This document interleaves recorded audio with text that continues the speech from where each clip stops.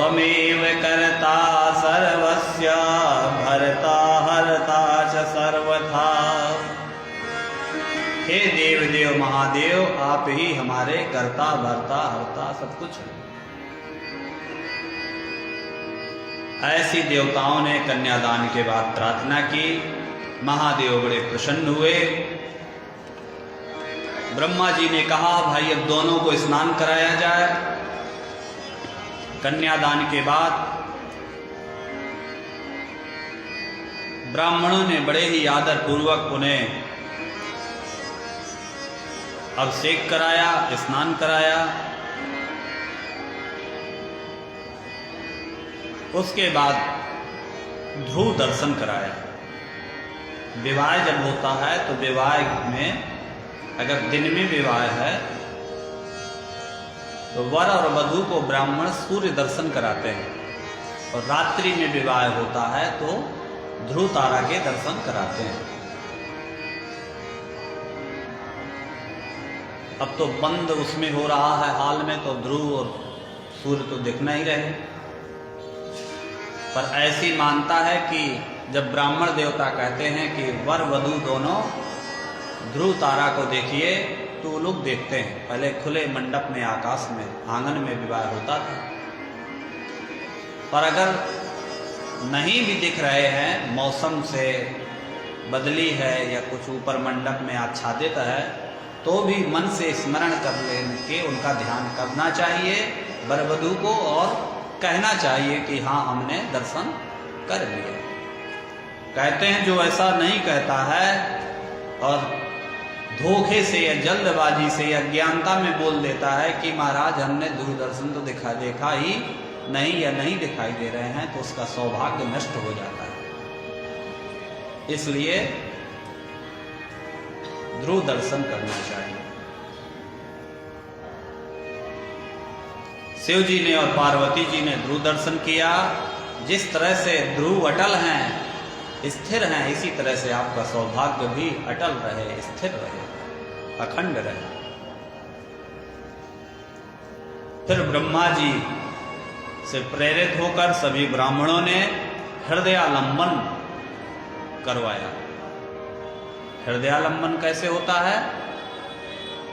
वर जो है ऐसे हाथ करके, और पत्नी जो कन्या बैठी है जिसके साथ विवाह होने जा रहा है, उसके हृदय में हाथ रखता है और ये भावना करता है कि आज से तुम्हारा हृदय और मेरा हृदय एक हो जाए।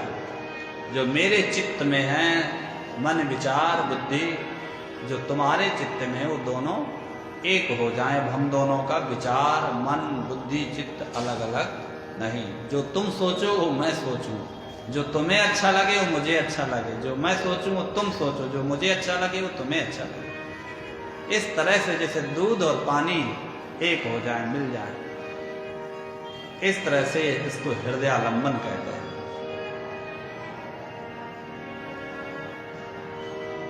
ब्राह्मणों ने मंत्र पढ़े। फिर ब्राह्मणों की आज्ञा से स्वस्ति वाचन का पाठ सभी मुनियों ने किया। हरि ओम स्वस्ति न इंद्रो वृद्धश्रवाः स्वस्ति नः विश्ववेदाः स्वस्ति नस्तार्क्ष्यो अरिष्टनेमिः स्वस्ति नो बृहस्पतिर्दधातु। स्वस्ति कहते हैं कल्याण को। जो कल्याण करने वाले वेदों में मंत्र हैं उनको स्वस्तिवाचक मंत्र कहा जाता है। किसी भी पूजा पाठ में सबसे पहले इनको पढ़ा जाता है। स्वस्ति वाचन हुआ। फिर ब्राह्मणों की आज्ञा से शिव जी ने शिवा की मांग में सिंदूर भरा। कहते हैं कि जब तक कितनी भी कैसी भी लड़की कन्या रहे, पर जब उसकी मांग में सिंदूर भर जाता है तो उसका सौंदर्य दोगुना खिल उठता है, कई गुना बढ़ जाता है, चेहरे की रौनक बढ़ जाती है। शिवा शिरसि सिंदूरम ददौ शंभुर्द्विजाज्ञया तदानीं गिरिजाभिख्या भूतावण्या बभूवः। उस समय गिरिजा माता पार्वती इतनी सुंदर हो गई, इतनी सुंदर हो गई कि कहा नहीं जा सकता, अवर्णीय हो गई, वर्णन से परे हो गई, इतनी रूपवती हो गई। दोनों बड़े ही सुंदर लग रहे हैं। कहीं कहीं परंपरा के अनुसार सिंदूरदान बाद में भी होता है, कहीं कहीं कभी होता है, वो अपने क्षेत्र लोक की परंपरा से विवाह में आगे पीछे होता है। कहीं लाल सिंदूर से करते हैं, कहीं पीले से करते हैं, सब अलग अलग परंपरा से। उसके बाद ब्राह्मणों की आज्ञा से दोनों एक आसन पर विराजमान हो गए। अभी अलग अलग आसन थे, फिर एक आसन हो गया। ततो विप्राज्ञया तौ द्वावेकासन समास्थितौ। और जब दोनों एक आसन पर विराजमान हो गए तो माता और पिता दोनों को देख करके, शिव शिवा को देख करके, उमा और भोले को देख करके सभी देवता बहुत हर्षित हो गए। तथा स्वस्थानमागत्या संस्त्रौ प्राशनम मुदा। और दोनों ने फिर अपने अपने स्थान में आकर के, ब्रह्मा जी कह रहे हैं मेरी आज्ञा से उन्होंने संस्त्रोप्राशन किया। ये संस्त्रोप्राशन क्या है? हवन यज्ञ होने के बाद, स्वाहा करने के बाद जो मम जब बोलते हैं तो आगे जो बचा रहता है उसमें थोड़ा सा अंश गिराते हैं, उसी जल को जो है प्राशन किया जाता है।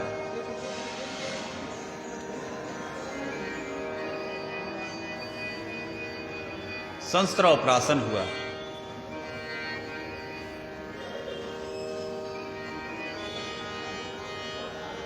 जब यज्ञ हो गया, अब विवाह में एक ये चीज है कि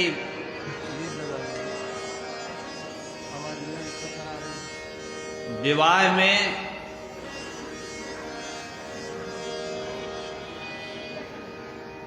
हवन का बड़ा महत्व है। जैसे विवाह के कुछ मुख्य कर्म हैं, कुछ गौण कर्म हैं, कुछ आचार प्राप्त कर्म हैं।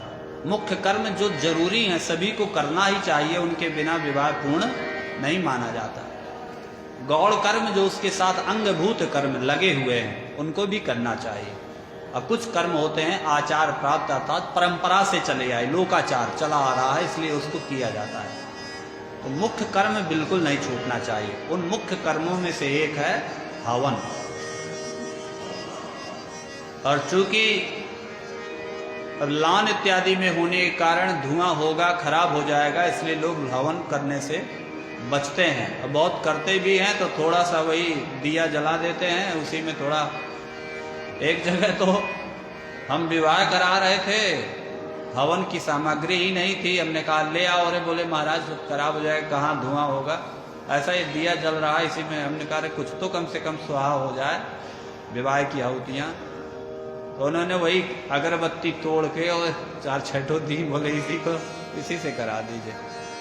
तो जहाँ इतना सब खर्चा होता है वहाँ कम से कम जो विवाह के मुख्य कर्म हैं उनके सामग्री वगैरह का पहले से ध्यान रखना चाहिए। लिस्ट ब्राह्मण से, योग्य ब्राह्मण से लिखवा करके सारा सामान जरूर ले जाना चाहिए। और उस लान वाले या स्थान वाले से पहले ही कह देना चाहिए कि भैया हमारा विधिवत हवन होगा। हवन के लिए आजकल तो आता है बना हुआ, उसको भी आप ले जा सकते हैं। अगर बेदी मिट्टी की नहीं बन सकती तो धातु पात्र का बना हुआ यज्ञ कुंड भी बना हुआ आता है, उसमें भी कम से कम हवन होना चाहिए। शिव जी ने बड़े ही विधि विधान से हवन किया।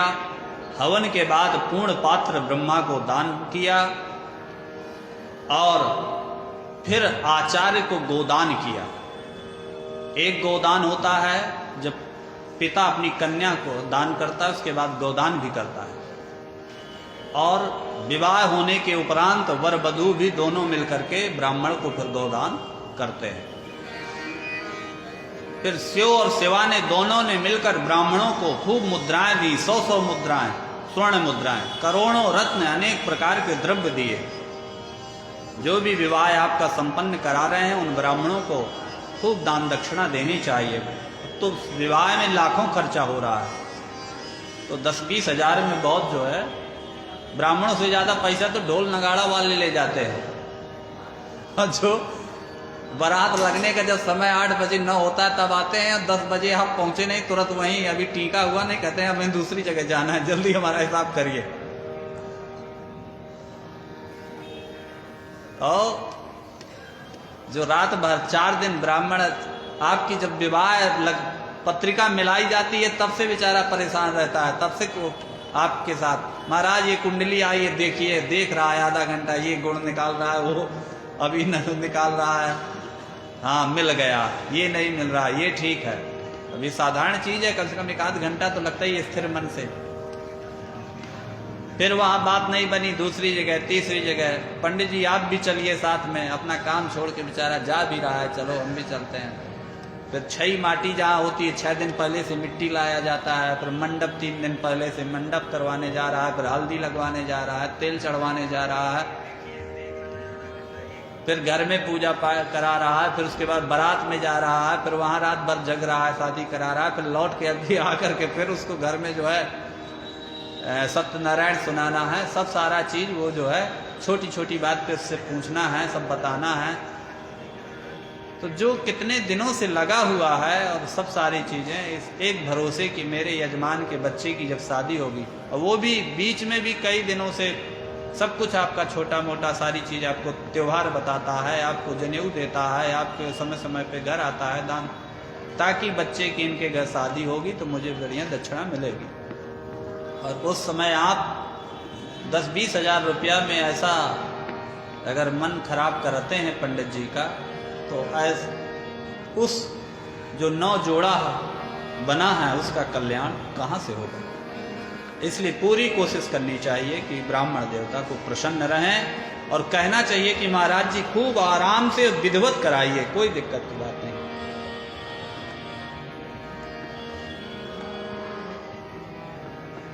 सभी ब्राह्मणों को शिव जी ने खूब रत्न द्रव्य दान किया, और सभी देवगण हृदय से बहुत प्रसन्न हुए। सब लोग जय जयकार करने लगे, बोलिए महादेव की, पार्वती मैया की जय। सभी और मंगल ध्वनि होने लगी, सब लोग महिमा का गान करने लगे। आइए हम लोग भी शिव जी की महिमा का गान करते हैं कि आओ महिमा गाएं भोलेनाथ की,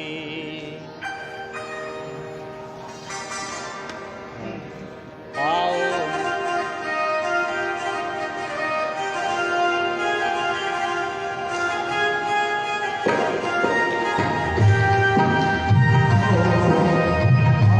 महिमा गाएं भोलेनाथ की।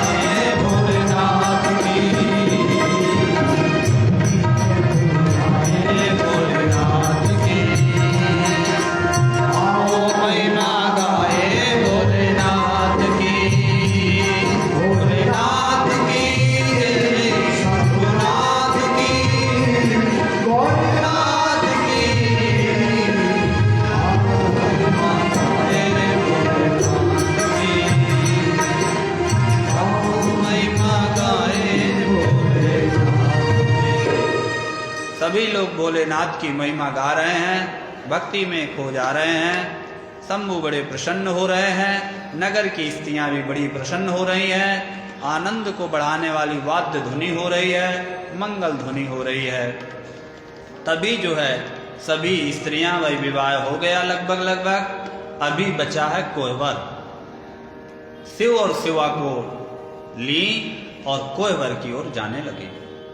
कोहबर का चरित्र एक ऐसा है कि जिसकी शादी हुई होती है वही जानता है, जिसकी शादी नहीं हुई वो लड़कियां तो जानती हैं, पर पुरुषों में जिसकी नहीं हुई वो उसको अंदर प्रवेश नहीं होता कि वहां होता क्या है। जब विवाह होता है तभी वो अंदर जा पाता है।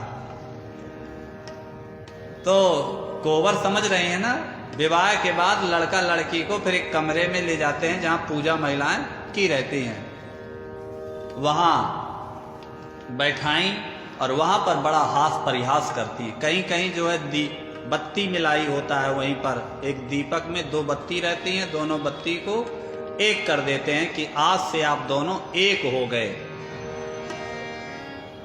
कहीं कुछ तरह तरह का सब अपना कराते हैं, वहां कुछ नेंग भी देते हैं। सभी स्त्रियां, साली, सराजें सब खड़े होकर मजाक भी करती हैं, दरवाजे में खड़ी हो जाती हैं, अंदर नहीं जाने देती हैं, कहती हैं गाना सुनाओ, नाच के दिखाओ, तरह तरह का जो है होता है। उन्होंने कोहबर में ले गई और वहीं पर उनका ग्रंथि बंधन खोला। मंद मंद मुस्कुरा रही हैं, उनका शरीर रोमांचित हो रहा है, पुलकित हो रहा है। और ज्यों ही शिव जी को देखा सभी स्त्रियों ने, तो उनके स्वरूप, उनके भेष को देख करके सब स्त्रियां मोहित हो गई। सब धन्य भाग पार्वती के कि ऐसा उसको दूल्हा मिला है। बड़ी प्रशंसा करने लगी। उस समय 16 जो दिव्य नारियां थी वो भी भेष धारण करके वहां पर आ गई।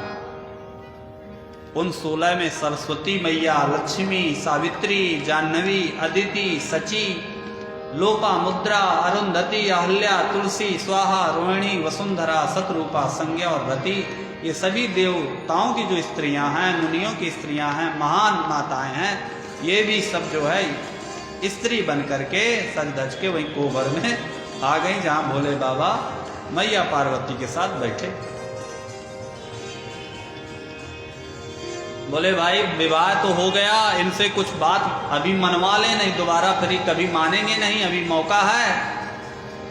सरस्वती जी ने कहा अरे हमको भी इनसे कुछ कहना है। क्या कहना है? भोले बाबा से कहने लगी सरस्वती मैया कि प्राप्ता सती महादेवा धुना प्राणाधिका मुदा अदृष्ट्वा प्रियास्यं चंद्राभम संतापम त्यज कामुका। अरे महादेव, हम सब जानती हैं, जब से सती आपको छोड़ के चली गई तब से आप पत्नी की खोज में दिन रात घूम रहे थे, पर ऐसे तो मिलेगी नहीं। तो आप कामुक हो करके और संताप में तपते हुए पत्नी की तलाश कर रहे थे। पर देखिए हमारी बहन जो है, छोटी बहन, आज आपको प्राप्त हो रही है। वो तो अपना भाग मनाइए कि हमने आपसे इनकी शादी कर दी। कहाँ आप, कहाँ हमारी बहन? कालम गमय काले सा सती संश्लेष पूर्वकम अविश्लेषस्ते न भविता सर्वकालम समाश्रिता। इसलिए अब दोबारा वैसा मत कीजिएगा, हमारी बहन को बड़े प्रेम से रखिएगा अपने यहाँ, और समय ध्यान, हर चीज ध्यान दीजिएगा कि आप लग जाएं समाधि में और बेचारी वो जो है अकेले बैठी है, परेशान हो रही है। दोबारा हमारी बहन का वियोग ना होने पाए। भोले बाबा हंसने लगे। तभी लक्ष्मी जी बोली अरे रुको सरस्वती, मैं भी कुछ कह लूं भोले बाबा से, दोबारा फिर कब मिलेगा। लक्ष्मी जी ने कहा लज्जाम विहाय देवेशा सतीं कृत्वा स्ववक्षसि अतिष्ठतां प्रतिका लज्जा प्राणा यान्ति यया विना। अब ऐसा है, ये लोक लाज शर्म सब छोड़ दीजिएगा। अब विवाह हो गया, अब ये ध्यानी योगी बनना बंद करिएगा। अरे अपनी पत्नी से क्या लज्जा शर्म, अब विवाह हो गया और हमारी बहन को, पार्वती को हमेशा अपने सीने से चिपका के रखिए, लगा के रखिएगा, अलग ना करिएगा। ऐसा जो है लक्ष्मी जी कह रही हैं, क्योंकि अभी तो बिना हमारी बहन के, जब से विवाह निश्चित हुआ तब से बिना हमारी बहन के आपके प्राण निकले जा रहे थे, परेशान थे। हम सब जानते हैं कैसे नट रूप में आके यहाँ तरह तरह घूम रहे थे, गली गली नगर के आसपास फेरे लगाते थे। इसलिए अब विवाह हो गया, अब जो है आप हमारी बहन को अपने हृदय से लगा के रखिएगा, कोई संकोच मत करिएगा। सावित्री ने कहा अरे बस खाली मजाक करिएगी, कुछ काम की भी बात कर ली जाए। बोले बाबा ने कहा आप भी कहिए। बोली भोजित्वा सतीं संभो शीघ्रं त्वं मोक्षमाखिदः तदा चम्यकसकर्पूरं ताम्बूलं देहि सादरम। देखिए भाई, हमारी बहन है, हम उसकी एक एक आदतों को जानते हैं। हमारी बहन की एक बहुत वो आदत है कि वो शाम को जब भोजन करती है तो भोजन करने के बाद उसको तुरंत बढ़िया कपूर मिला हुआ सुंदर सुगंधित मीठा पान चाहिए। अब आपके कैलाश में तो है नहीं, तो जहां से मिले वहां से आपको लाना पड़ेगा। इसलिए भोजन कराने के बाद हमारी बहन को तुरंत बढ़िया मीठा पान लगवा करके लाके खिलाया करिए। कौन कौन खिलाते हैं? कोई है भोलेनाथ की तरह जो मीठा पान लाके खिलाता है? खिलाना चाहिए। पान मुख की शुद्धि करता है, इसलिए भगवान को चढ़ता है। मुख शुद्ध्यर्थम एलाल वंग पुंगी फल सहितम तांबूलम समर्प यामी।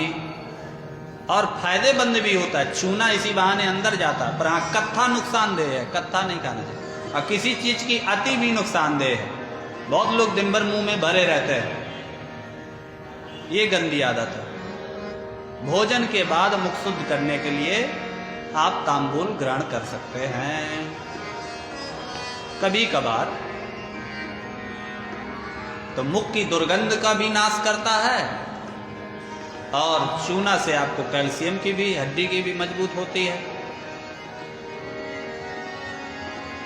और लौंग जो होती है वो गले को साफ करती है। तो इनको कपूर मिश्रित तांबूल जरूर दिया करिए। बोले बस बहन इतना ही, खाली पान की आप चर्चा कर रही हैं, बाबा को ये भी तो बताओ। बड़ी बड़ी अपनी जटा उलझाए फिर रहे हैं। आज तक हमारी बहन ने कभी जो है, जानवी जी ने कहा, जानवी मतलब यमुना मैया, कि हमारी बहन ने कभी अपने हाथ से बाल नहीं बांधे। हमेशा हम लोग सहेली उसके बाल जो है संवारती थी, चोटी गूंथती थी, तो उसको आता ही नहीं।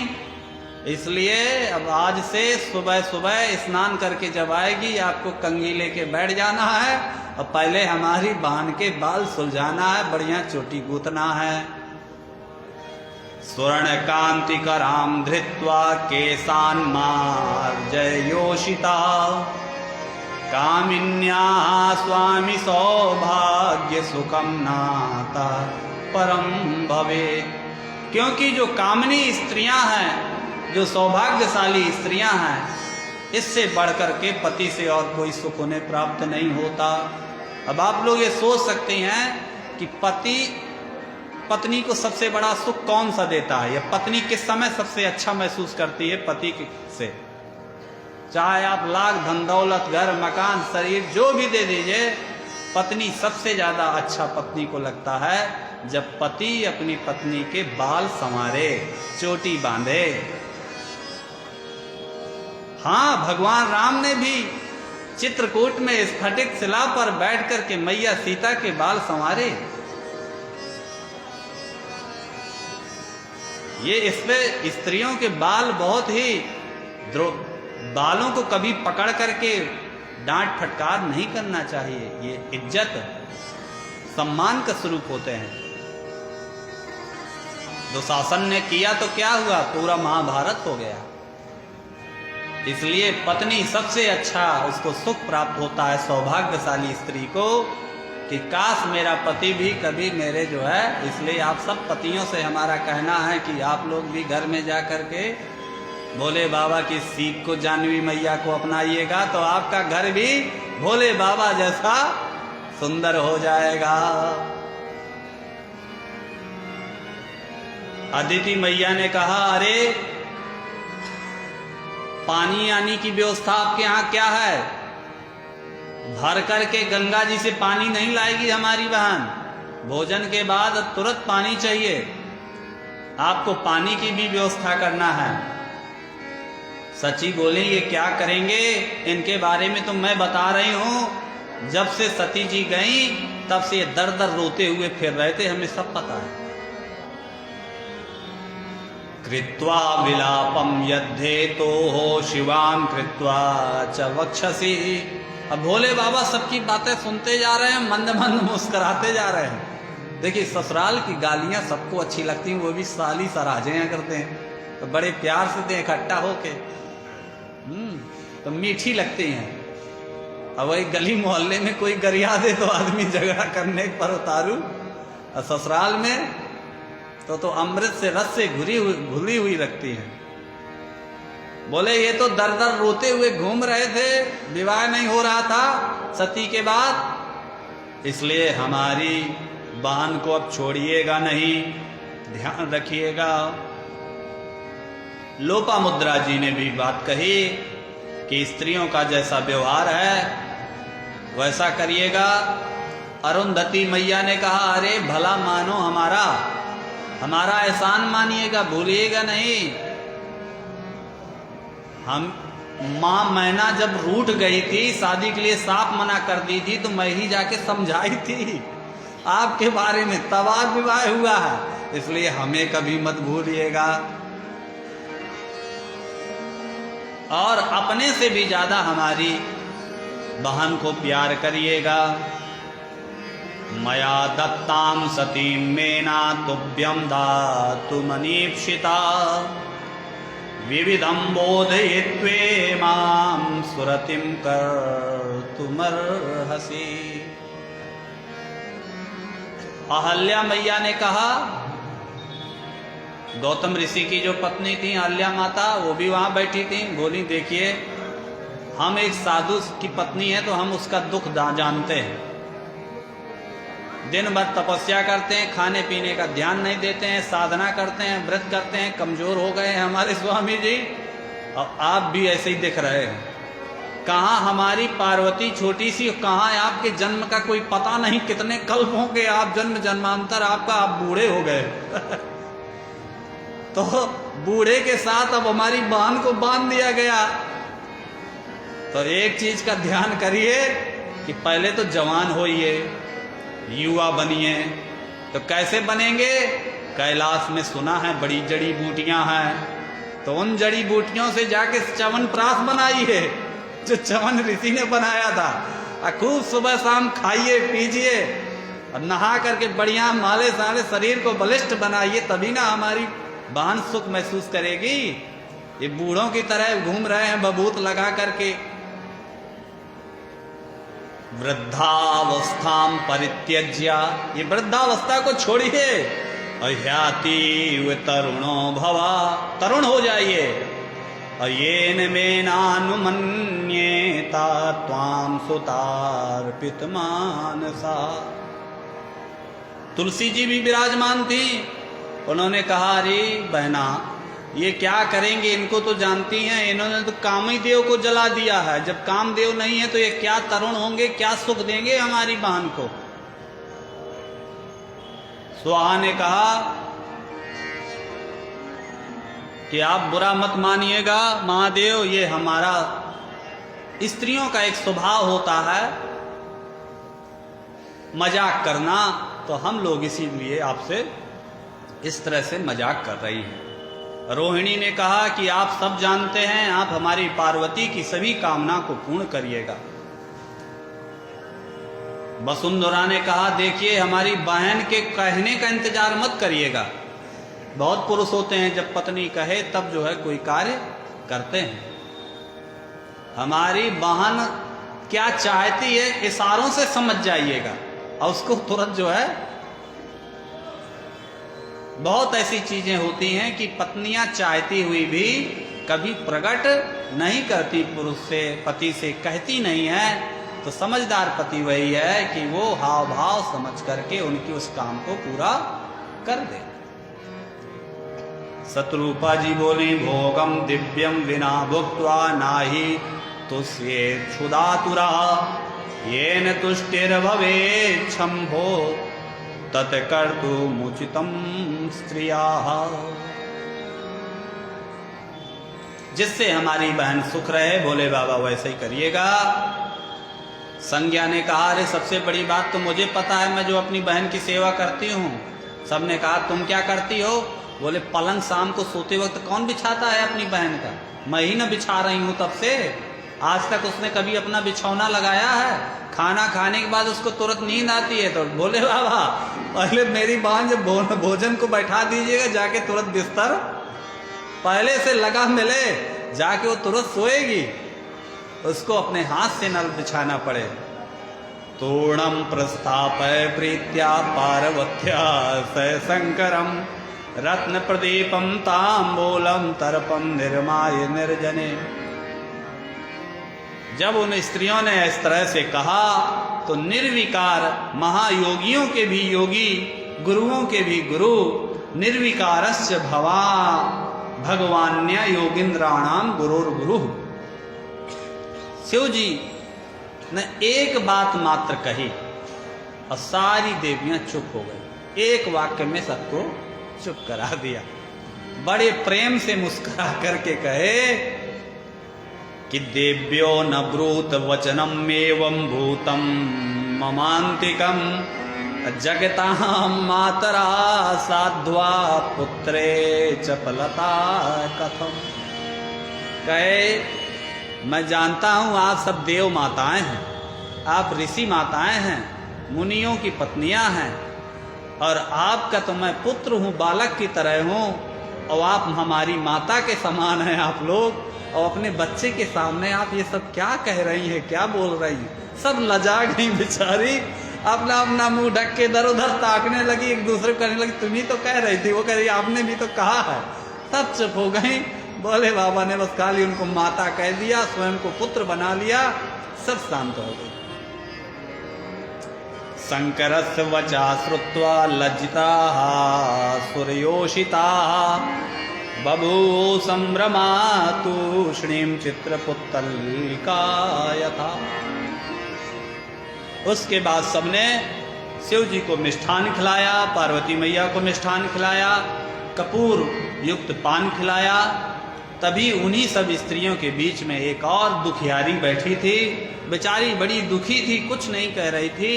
अचानक उसे लगा कि आज भोले बाबा बड़े प्रसन्न हैं, हो सकता है आज मेरा दुख दूर हो जाए। आगे आ गई। कौन थी वो? रति, कामदेव की पत्नी रति, जिसके पति को शिव जी ने भस्म कर दिया था। हाथ जोड़ करके बोली, गृहीत्वा पार्वतीं प्राप्तं सौभाग्यमति दुर्लभम किमर्थं प्राणनाथो मे निस्वार्थं भस्मसात् कृतः। हे पार्वती को ग्रहण करके महादेव भोले, आपने तो सौभाग्य जोड़ा प्राप्त कर लिया, पर हे प्राणनाथ, हे भोलेनाथ, आपने मेरे प्राणनाथ को भस्म करके मेरा जोड़ा समाप्त कर दिया। रोने लगी और उनके चरणों में गिर गई। शिव जी इतने प्रसन्न थे विवाह होने के बाद, बोले कि मैं अभी जीवित करता हूं, मैं अभी जीवित कर देता हूं।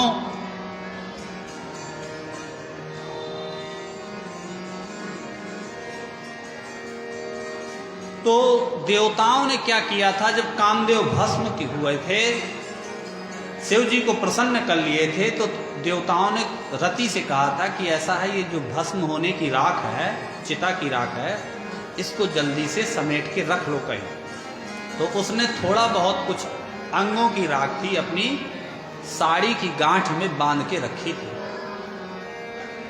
ज्यों ही भोलेनाथ ने ऐसा कहा तो उनके चरणों के पास उसने जो कामदेव की भस्मी थी चिता की, उसको खोल के उनके सामने डाल दिया।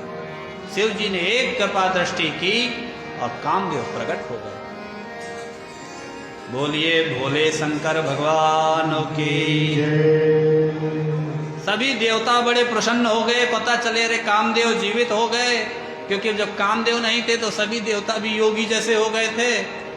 सब भोग विलास सब बंद हो गया था, सृष्टि का कार्य बंद हो गया था। सभी लोग प्रसन्न हुए कि बहुत अच्छा हुआ आज।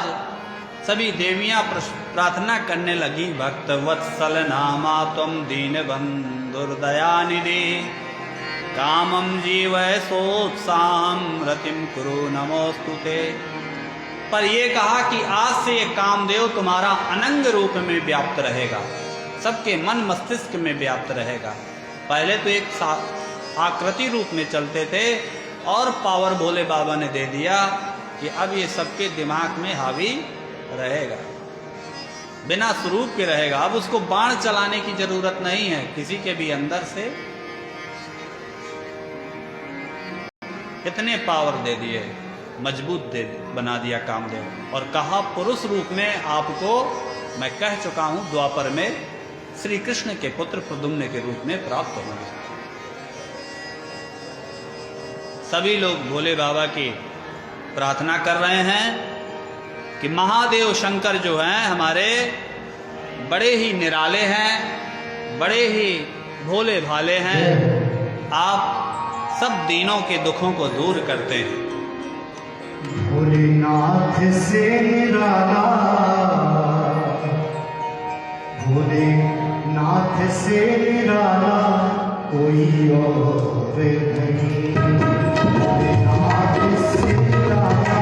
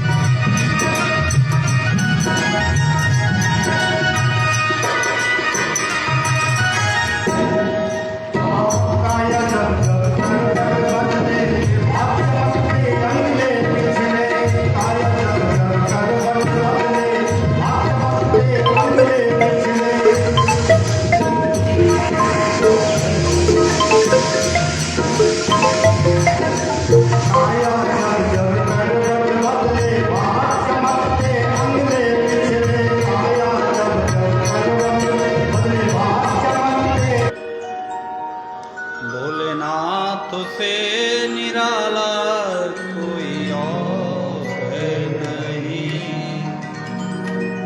ऐसे निराले भोलेनाथ कामदेव को देखकर सभी देवता कामदेव के भाग्य की सराहना करने लगे। धन्य हो कामदेव, तुम्हें भोले बाबा की विशेष कृपा प्राप्त हुई, तुम आज फिर जीवित हो गए। कामदेव ने भी शिव जी को नमः नमः साधु साधु कहा, प्रणाम किया।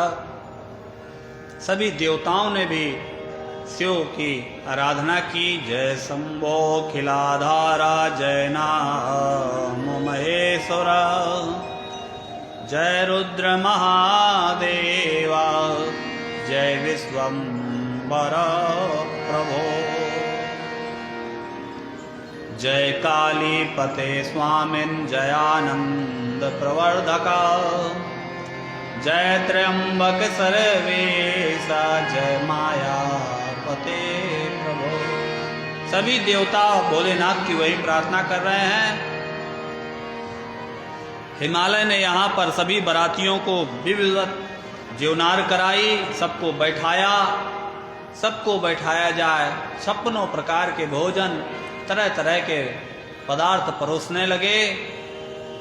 तो यहाँ पर क्या हुआ प्रसाद में कि सभी देवता तो एक पंक्तिबद्ध होकर के बैठ गए, हंस हंस करके विवाह के बारे में सोच सोच करके एक दूसरे से बात करते जा रहे हैं, हास्य करते जा रहे हैं, भोजन करने लगे।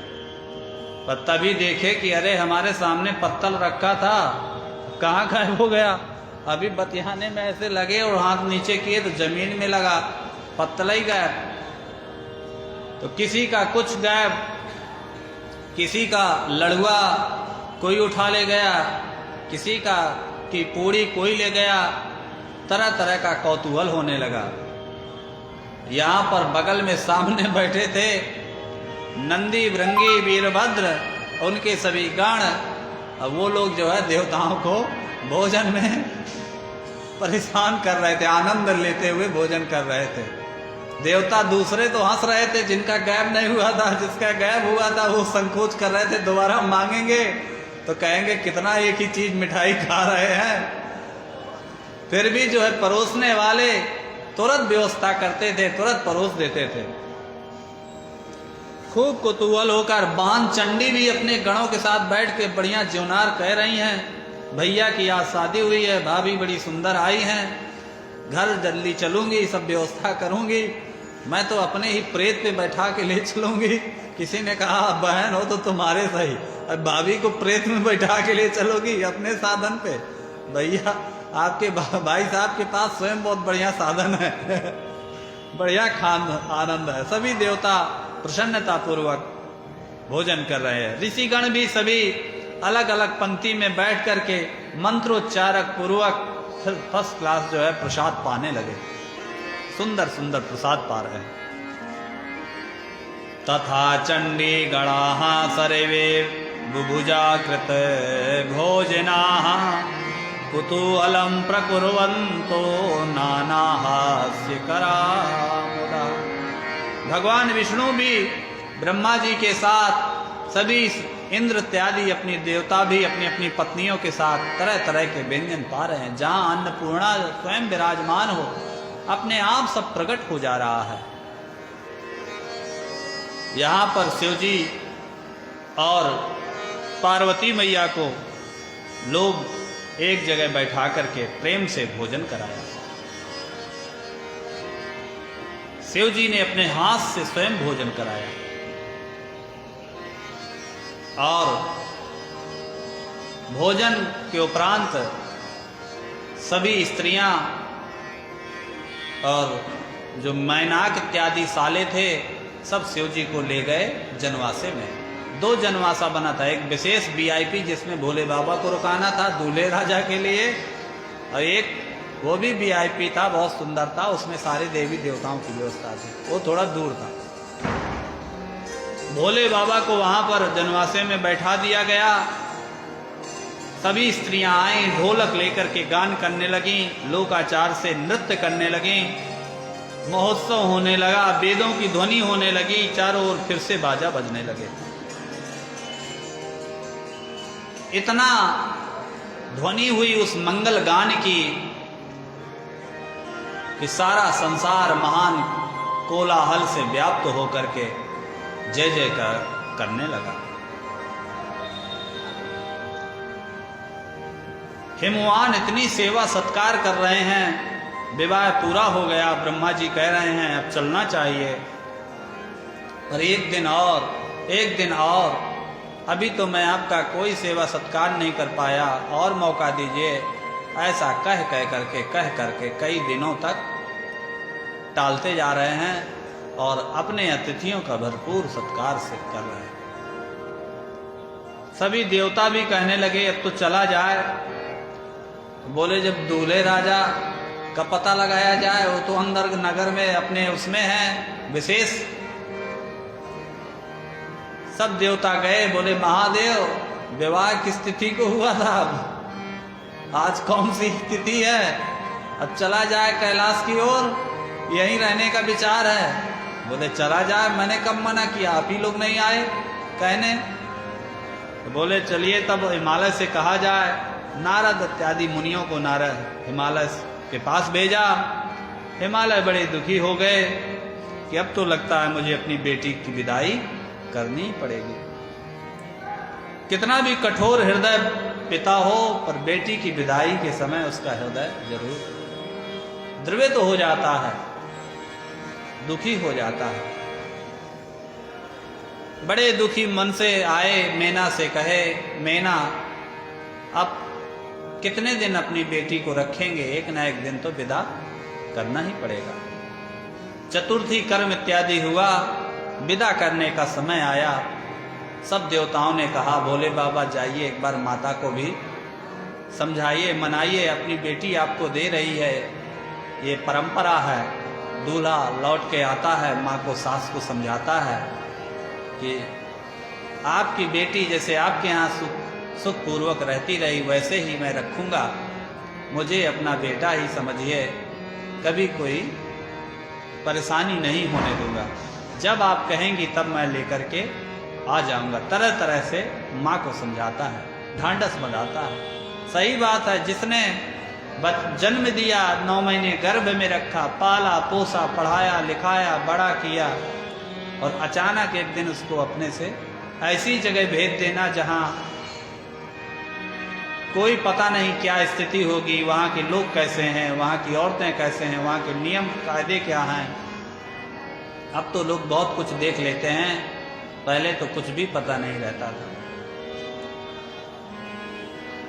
पति से भी पहली बार विवाह में ही पत्नी देखती थी वहाँ के बारे में, और जब ससुराल में बेटी आती है तो सारे नियम कायदे पहले उसी पर लागू होते हैं। देखो भाई बहू, हमारे यहाँ सबसे पहले 4 बजे उठा जाता है, उठ करके जो बहुएं आती हैं सबसे पहले जो है ये किया जाता है, वो किया जाता है। दादाजी की आदत है 7 ही बजे चाय पीने की, 1 मिनट लेट होता है तो शोर करने लगते हैं, इसलिए उनको समय से चाय दे दें।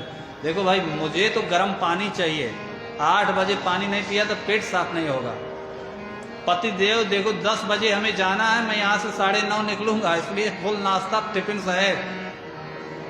जेठानी भी सोचती है बहुत दिनों से बच्चों को भोजन बना स्कूल भेज रही थी, अब आ गई है तो देखो तुम नाश्ता बहुत अच्छा बनाती होगी, तुम नाश्ता दोपहर का मैं देख लूंगी।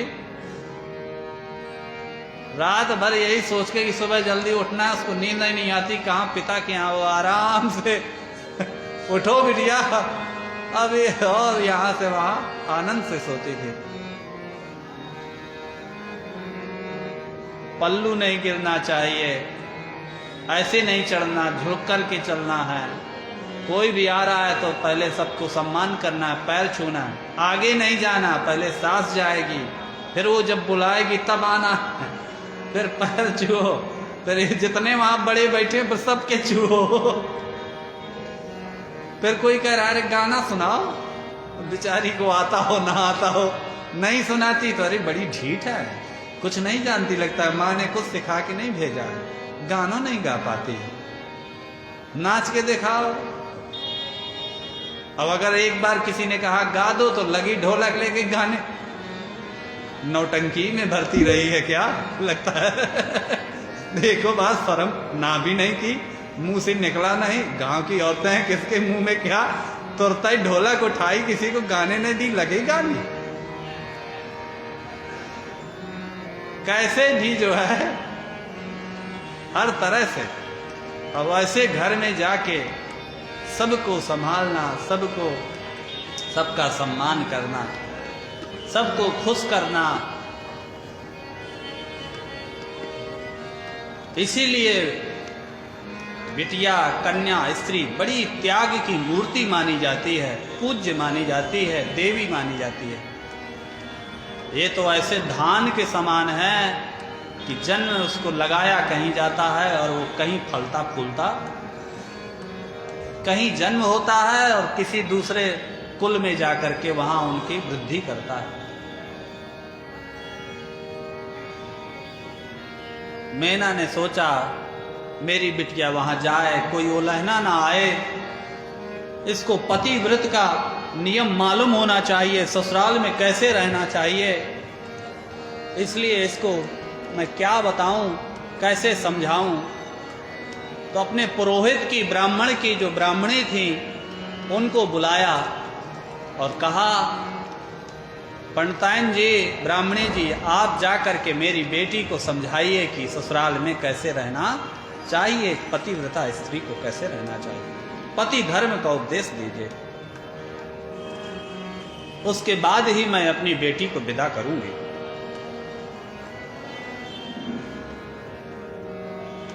ब्राह्मण पत्नी आई और उन्होंने पार्वती जी से कहा कि धन्या पतिव्रता नारी, नान्या पूज्या विशेषता, पावनी सर्वलोकानां सर्वपापौघनाशिनी। इस प्रसंग को थोड़ा सा हम आप लोगों को सुनाएंगे, शायद एक आध चीज भी आपके जीवन में उतर जाए तो आपका भी सबका कल्याण हो जाए। जो पतिव्रता नारी हैं वही धन्य है। इतनी महिमा है पतिव्रता नारियों की। पतिव्रता नारी के अलावा कोई भी स्त्री पूज्य नहीं है।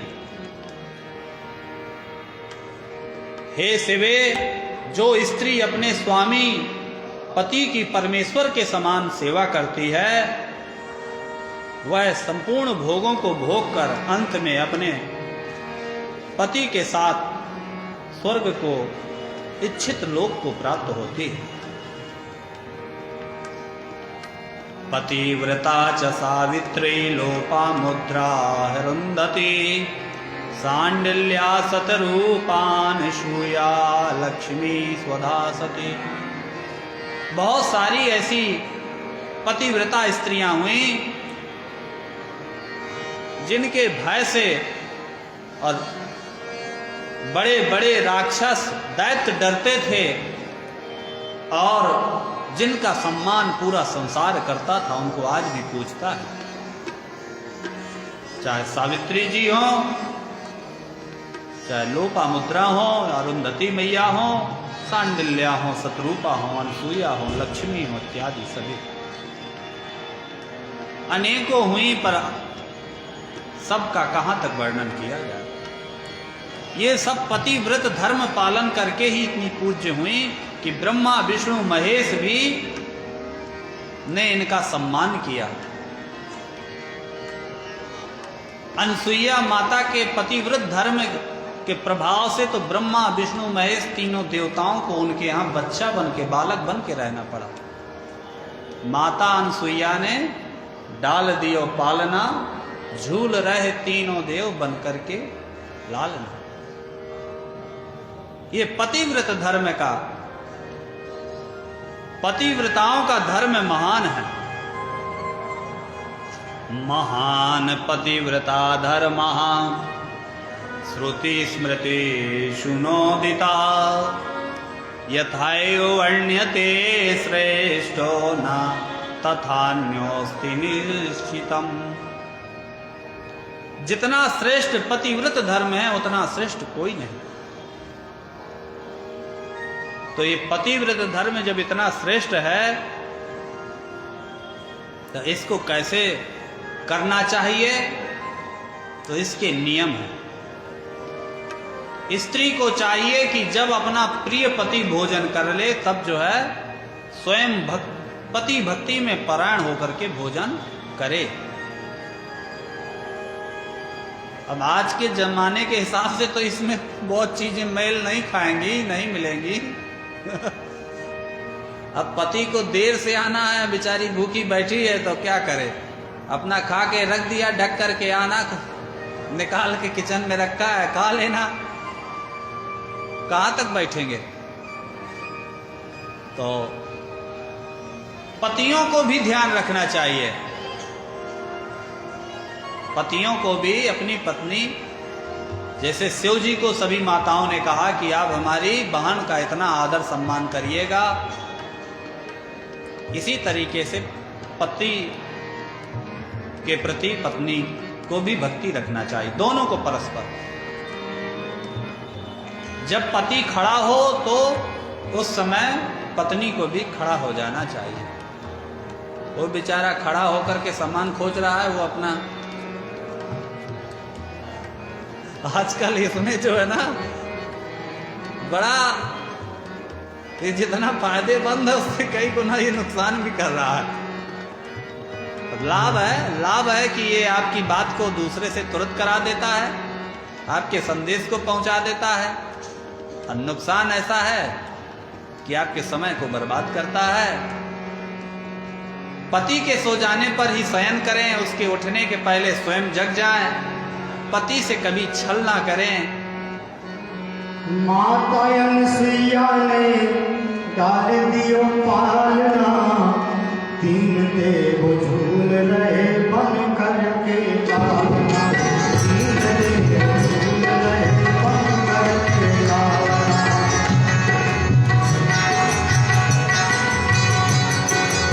माता अनसुईया ने डाल दियो पालना, माता अनसुईया ने डाल दियो पालना, झूल रहे तीन देव बन करके लालना, झूल रहे बन करके लालना। माता अनसुईया ने डाल दियो पालना, माता अनसुईया ने डाल दियो पालना, झूल रहे तीन देव बन करके लालना, झूल रहे तीन देव बन करके लालना।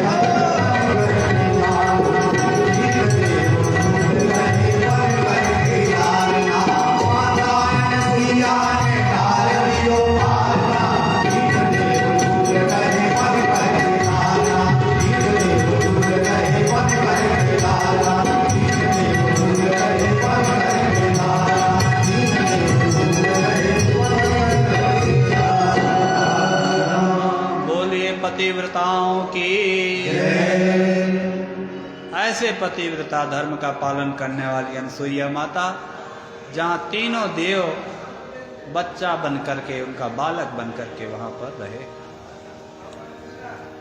और पतिव्रता स्त्री को चाहिए कि वह अपने पति का नाम कभी ना ले। नाम लेने से पति की उम्र घटती है, ऐसा लोग कहते हैं।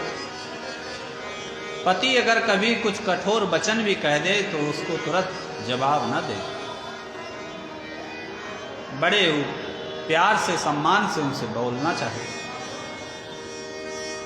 पति अगर बुला रहा है, आप किसी कार्य में व्यस्त हैं, तो वो उस कार्य को बाद में कर लें, पहले पति की बात सुनें।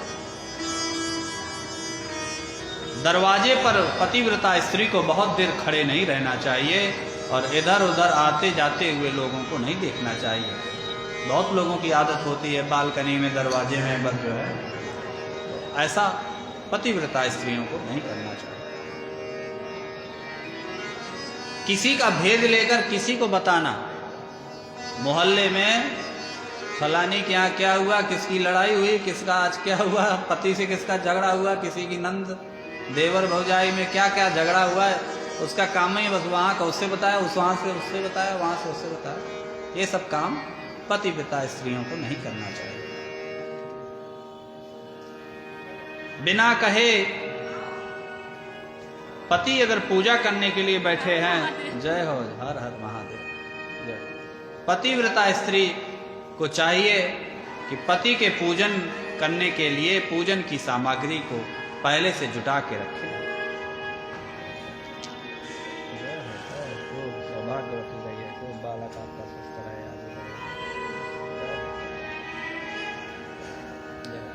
विराज।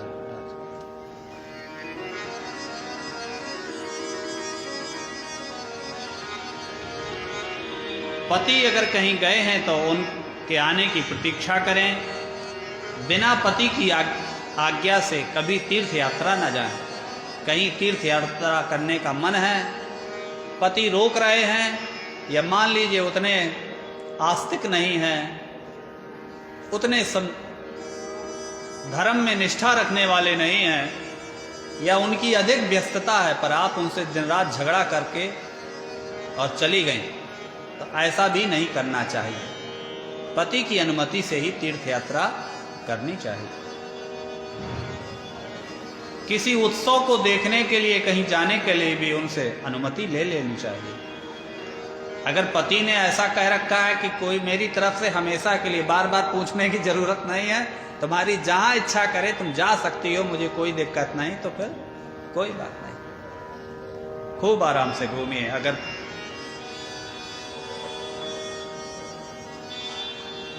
जिस स्त्री को तीर्थ यात्रा की इच्छा हो और उसका पति जाने ना देता हो, तो अपने पति के चरणों का चरणोदक ही लेकर पान करे, वही तीर्थ के समान पुण्यदायक हो जाता है।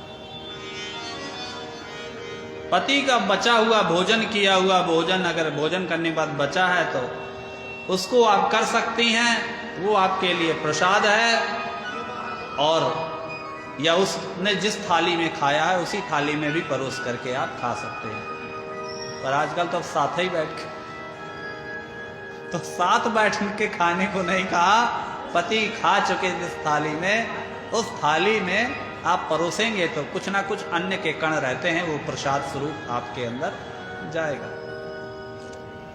पर यहाँ ये भी ध्यान रखें कि रात की खाई हुई थाली में सुबह परोस के ना खाएं। स्वास्थ्य का भी ध्यान देखें, ध्यान दें।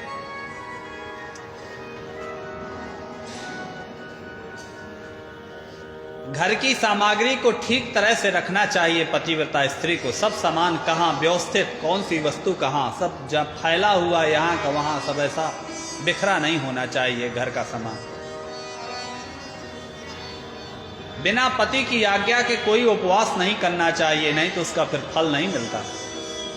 पति चाहे रोगी हो, बूढ़ा हो, दुखी हो, सुखी हो, या कभी कभी जीवन में बहुत धन रहता है, कभी निर्धनता आ जाती है, व्यापार में घाटा लग गया, कुछ दिक्कत आ गई, शरीर बहुत अच्छा था, बीमारी आ गई, अब उतना नहीं कर पाता, तो फिर उस अवस्था में उसको ताना मारना, उसको कुछ नहीं कहना चाहिए, उसी में सुखी रहना चाहिए।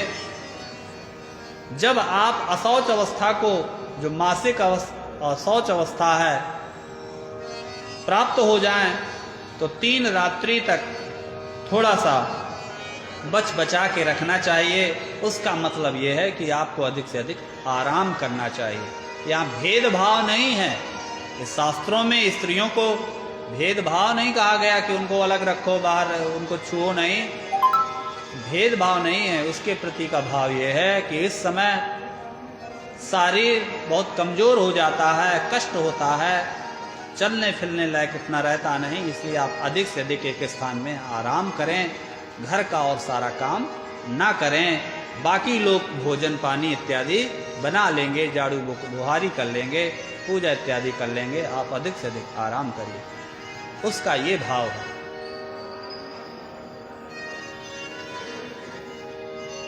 जिसको पुत्र चाहिए, संतान चाहिए, बालक चाहिए, उसको चाहिए कि ऋतु स्नान के बाद, बाल धोने के बाद सबसे पहले बाथरूम से निकलते ही, स्नानागार से निकलते ही अपने पति का मुख देखे।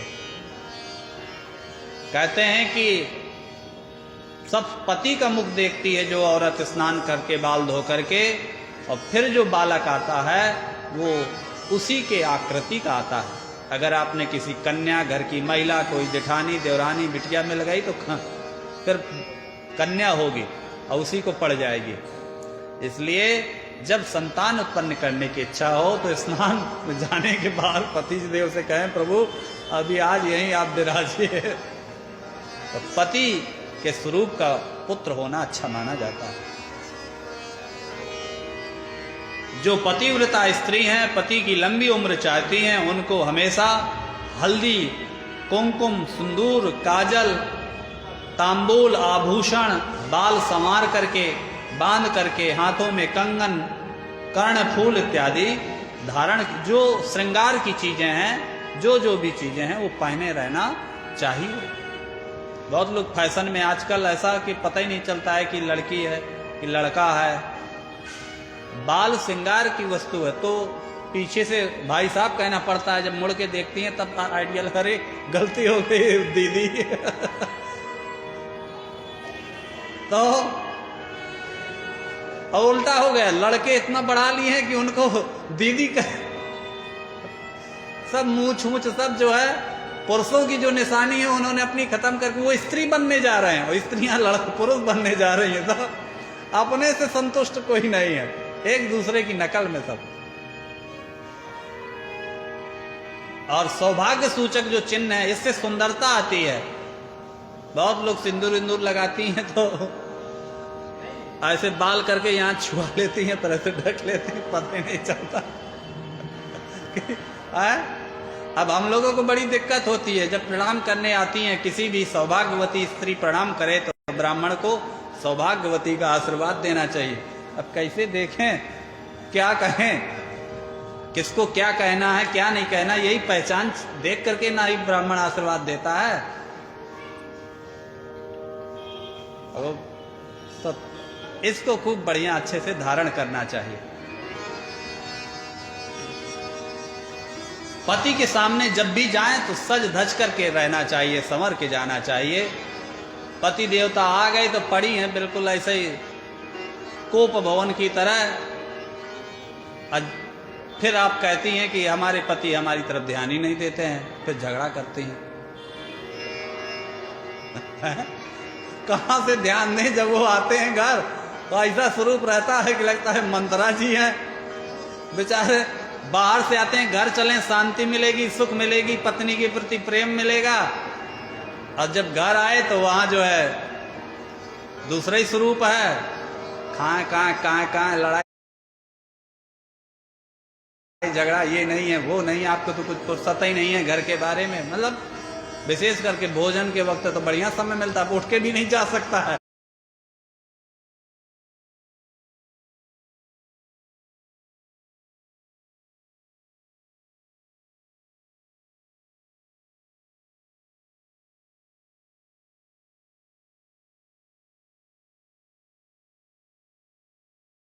पंद्रह मिनट उस समय और ज्यादा। तो पतिव्रता स्त्रियों को चाहिए कि खूब सज धज के रहें ताकि आप आपका पति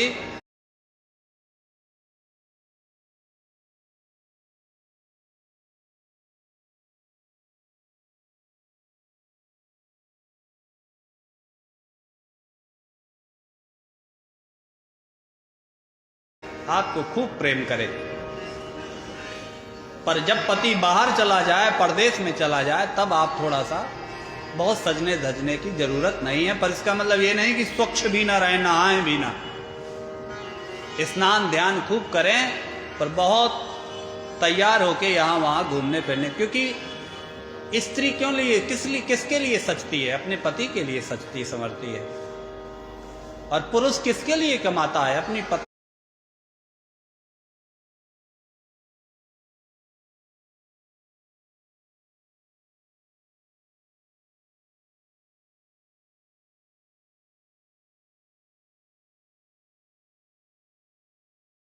बाल बच्चों के लिए कमाता है, बाहर जाता है, मेहनत करता है। तो दोनों एक दूसरे के प्रति ईमानदारी दिखाएं। व्यभिचारिणी है कोई स्त्री, दुष्ट है, ऐसी स्त्रियों से ज्यादा बातचीत ना करें, मित्रता ना रखें, क्योंकि वो उसी तरह की बातें आपको बताएगी।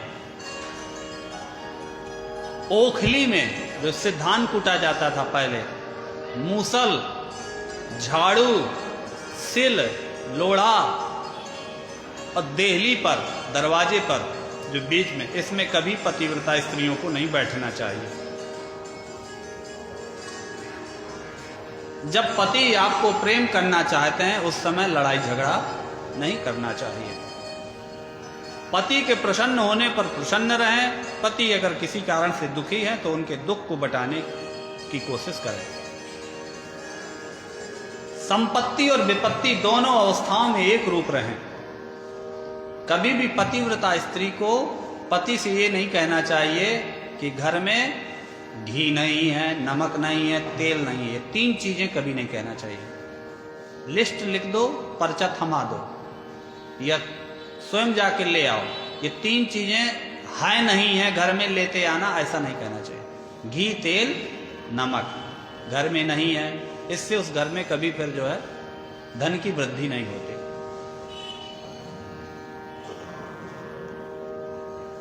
स्त्री को चाहिए कि पति से ऊंचे आसन पर न बैठें। अब बीमारी अवस्था है, घुटना नहीं काम कर रहा या कोई वो है तो वो अलग बात है।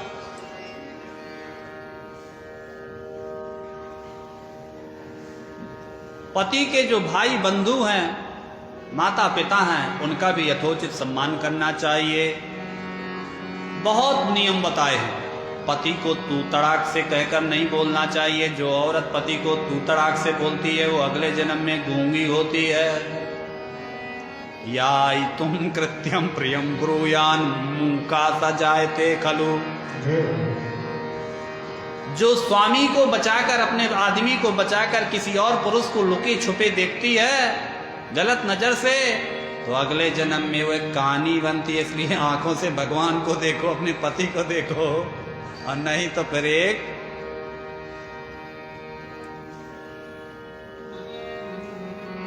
इस लोक में उसकी माता धन्य है, उसके पिता भी धन्य है, उसका पति भी धन्य है, जिसके घर में पतिव्रता स्त्री है।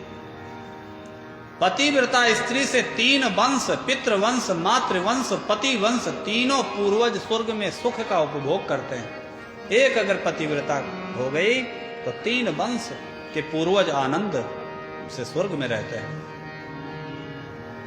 और अगर एक दुराचारणी निकल गई तो तीनों वंश के पितर नरक में चले जाते हैं।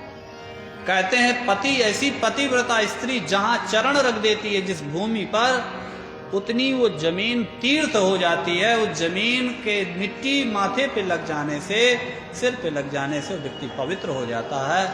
ऐसी पतिव्रता स्त्री का महात्मा बताया। पतिव्रताया चरणो यत्र यत्र स्पर्शेत् भुवम् तत्र तत्र भवेत् साहि पापहन्त्री सुपावनी। पतिव्रता स्त्री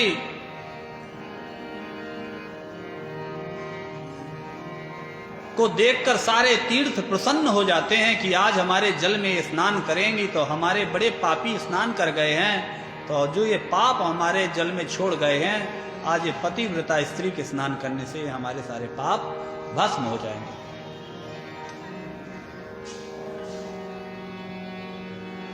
हे पार्वती, इस प्रकार मैंने आपसे पतिव्रत धर्म का निरूपण किया। अब पतिव्रताओं के भी भेद होते हैं, कई प्रकार की पतिव्रताएं होती हैं। उत्तम आदि के भेद से पतिव्रता स्त्रियां 4 प्रकार की कही गई। कौन कौन? जो सबसे उत्तम, फर्स्ट क्लास, मध्यम, फिर निकृष्ट, फिर अति निकृष्ट। जो स्वप्न में भी अपने पति स्वप्न भी आता है तो उसको अपने पति का ही आता है, स्वप्न में भी पति के अलावा किसी को नहीं देखती, वह उत्तम मानी जाती है। जो दूसरों को पतियों को, भाइयों को गलत नजर से नहीं पर समाज की नजर से कि ये उसका पति है, बड़ा अच्छा है, अपनी अंदर भावना गलत नहीं है, फिर भी उसको भी दूसरे के पति देखने में अच्छे लगते हैं, भाई अच्छे लगते हैं, वह मध्यम मानी जाती है।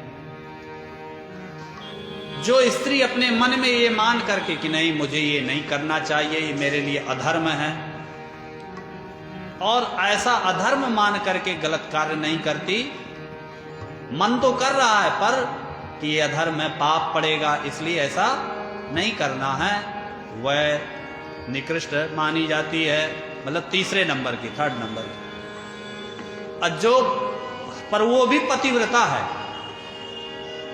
पर जो मन में खूब इच्छा है, धर्म अधर्म भी नहीं मानती, पर पति के डर से या परिवार के डर से, समाज के डर से कि जाऊंगी तो मारी जाऊंगी, इसलिए मजबूरी में पतिव्रता धर्म का पालन करती है, वह अति निकृष्ट पतिव्रता मानी जाती है।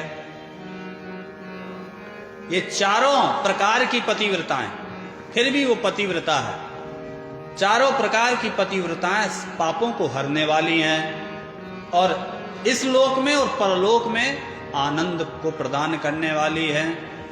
इसलिए हे पार्वती, तुम इस बात को समझो, ये जगत पिता महेश्वर हैं, तुम्हारे साक्षात पतिव्रता हैं, पति हैं। तुम्हारे नाम के स्मरण से तुम ऐसी पतिव्रता हो कि तुम्हारा नाम से पतिव्रता स्त्रियां पतिव्रता हो जाएंगी। ऐसा ब्राह्मणी ने समझाया और मौन हो गई। पार्वती मैया को बड़ा सुंदर लगा, उन्होंने उनकी एक एक बात को हृदय में रख लिया और अब शिव और पार्वती मैया की विदाई के लिए ढोल नगाड़े बजने लगे। सभी ब्राह्मणों ने समझाया मैना को और हिमालय को कि अब विदाई में देर मत करो। लोकाचार होने के कारण सब जोर जोर से रोने लगे कि आज हमारी बहन जा रही है, आज हमारी बेटी जा रही है, आज हमारा घर सूना हो जाएगा।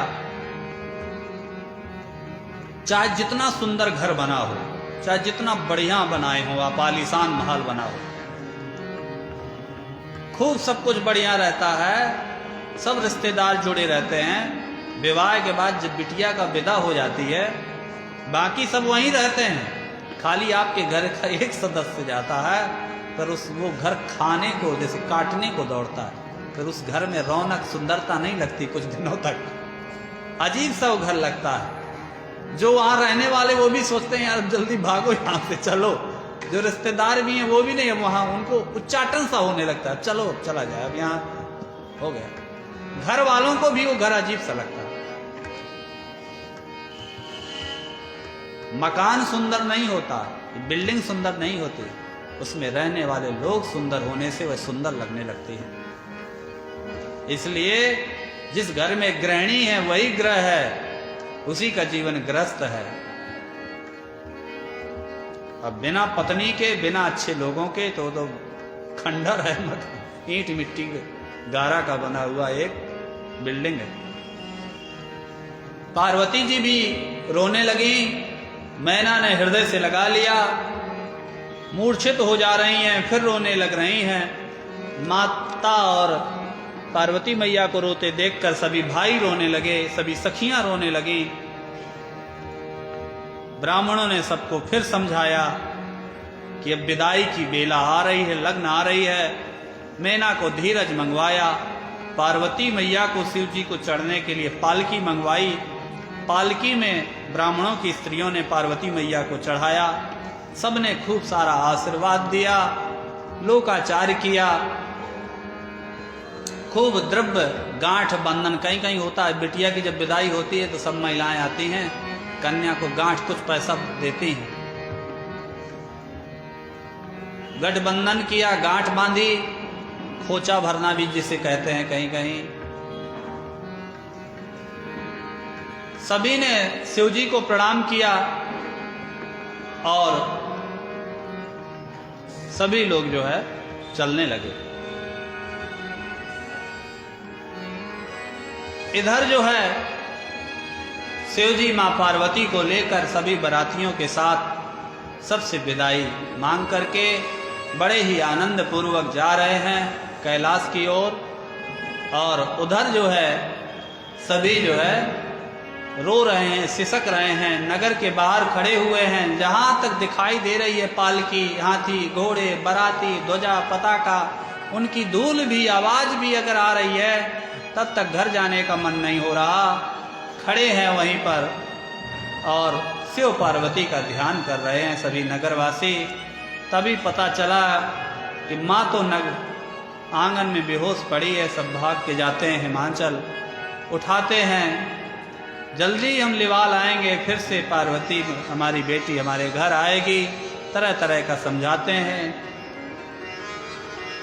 कहो तो अभी चले जाएं। और इस तरह से सब कहते हुए शिव पार्वती के विवाह को याद कर रहे हैं। एक चीज छूट गई, हमने उनको ये नहीं खिला पाया, मैंने अपनी बेटी को ये नहीं कर पाया। कोई कह रहा है कि यार हमारा ये बहुत अच्छा हुआ, कितना बढ़िया गाना हो रहा था, कितना बढ़िया बाजा बज रहा था।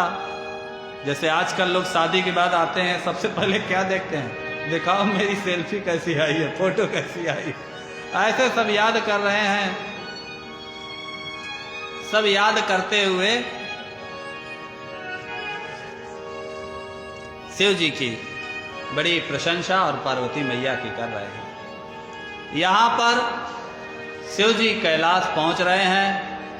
कैलाश पहुंचे, सभी देवी देवताओं को यथोचित सम्मान किया।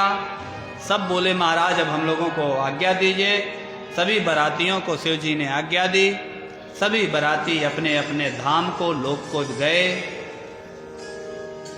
सब लोग बड़े प्रसन्न हैं और यहाँ माता और शिव दोनों जो है कैलाश में आनंद पूर्वक रहने लगे।